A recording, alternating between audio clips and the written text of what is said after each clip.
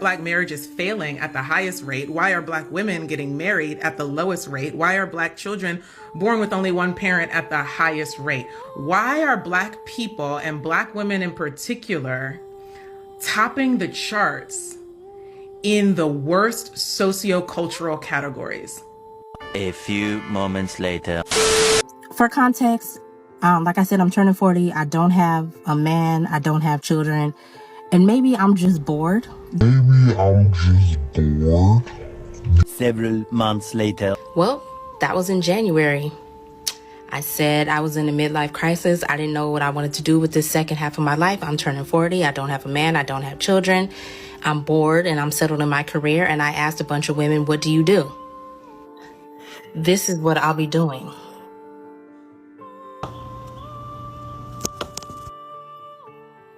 That's a crib, y'all.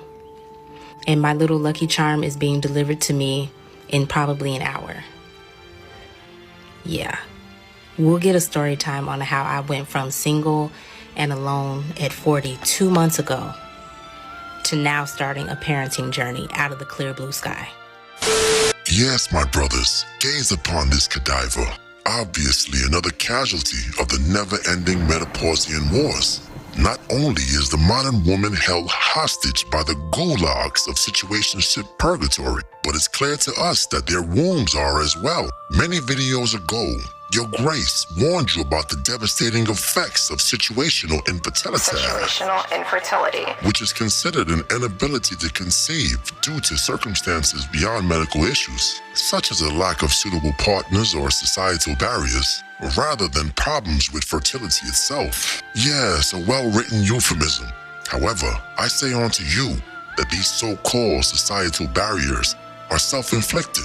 The modern woman has made herself so unappealing that men have designated that such soil is not suitable to nourish their seed in.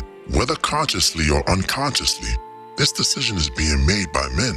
The decision not to sacrifice their future co-brelings to Baal, the child devourer, aka the strong independent, I don't need a man woman.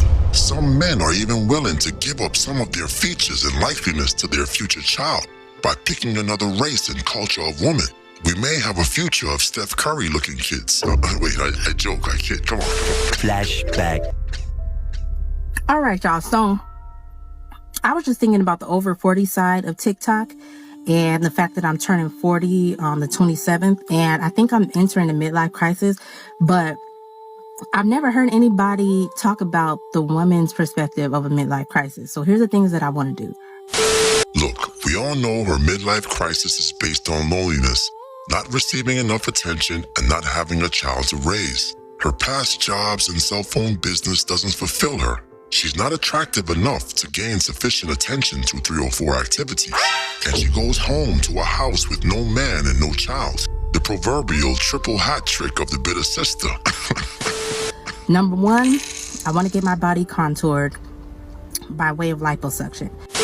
You know, this type of talk offends Your Grace. It almost implies that by getting some liposuction or BBL, that she will receive an influx of attention, as though we men will just ignore her face. This idea that men are sexual deviants should offend you as well. Maybe this is something we need to discuss amongst our ranks. The fact that a 3 can get a BBL and expect instant admiration, money, and likes is kind of crazy to me. But hey, that might be a topic for another video. Number 2, I want to get a badass convertible. Something vintage, anyway, I want to get a nice convertible for the fall, winter, and spring months here in Arizona because summer is too damn hot. Does AC not work in Arizona? Or do you really just want more attention? And a convertible, this is just more masculine energy. We know you want a man, but this isn't a flex. Yes, we buy convertibles to attract women, but you've never heard a man bragging to his friend about a woman's convertible. This masculine woman still hasn't figured out that heterosexual men, are not attracted to the same things that they are attracted to. This also shows the amount of empathy a modern woman is able to have. Flashback. Hey y'all, Kendra here, founder and CEO of The Soft Life. A little later. I am the problem in relationships. It's not the men, it's me. Meanwhile. But those are what I want to do. Am I entering a midlife crisis, y'all? And if so, this is for the women. Have y'all entered one, and what did y'all do? For context, like I said, I'm turning 40. I don't have a man. I don't have children. And maybe I'm just bored. You know what I mean? I just started a new business literally last week. I just launched a new business. I'm very content with my career. I'm no longer interested in climbing the ladder in my career. I make a decent income. I have my own home. And maybe I'm just bored. Or maybe you should just stop trying to be a man. You have your own business. You say you make good money. You have a car and a house, yet you're still not content. Maybe being a strong, independent woman wasn't your calling. Maybe it was being a wife and mother. Maybe you wouldn't be bored if you were being a man's helpmate rather than trying to climb the corporate ladder. You see, the evidence is right in front of them. But instead of investing in introspection and accountability, they would rather have kids out of wedlock, get BBLs, and finance convertibles. Your Grace truly believes that the rise in single motherhood has less to do with failing contraception or modern women's failure to pick the proper provider for their kids. Are these fatherless kids a product of negligence or willful misconduct?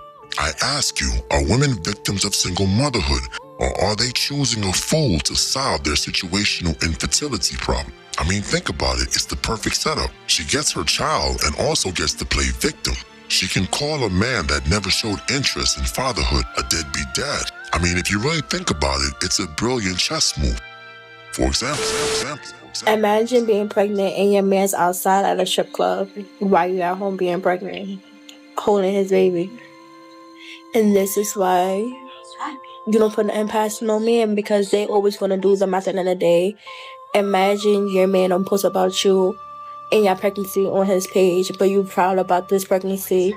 I mean, I don't know, maybe it's not you don't need that, but like at the end of the day, like you're home carrying life while he's on home, while he's outside throwing money on girls.